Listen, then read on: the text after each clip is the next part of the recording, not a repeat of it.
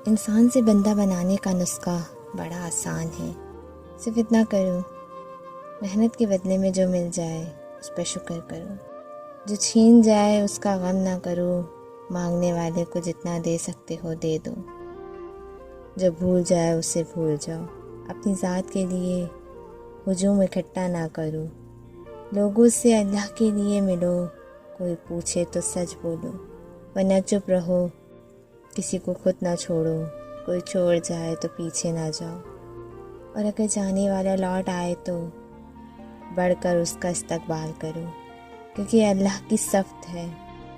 ہم ترقی کے دور میں اتنا آگے نکل چکے ہیں کہ ہاتھ میں پکڑے موبائل کی اہمیت ساتھ بیٹھے انسان سے بھی زیادہ ہے۔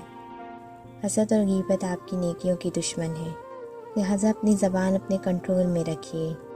3 خوش قسمتوں کو بن مانگے عطا کیا جاتا ہے: ذکر الہی کرنے والے، قرآن پاک کی تلاوت کرنے والے، اور کثرت سے درود کا ورد کرنے والے کو۔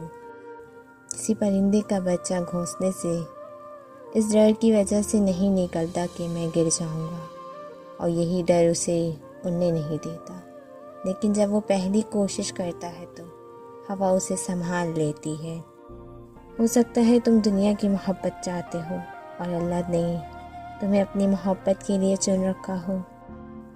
ہمیں نہ تو کسی کی آہ کا سبب بننا اور نہ ہی کسی کی واہ کی خواہش رکھنی ہے، کیونکہ کسی کی آہ سے ہماری دنیا اور آخرت برباد ہو سکتی ہے، اور کسی کی واہ کا نشہ ہمیں تکبر میں ڈبا سکتا ہے۔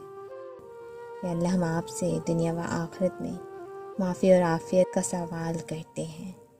یا باری تعالیٰ ہمیں ایسا بنا دے کہ آپ کو پسند آ جائے۔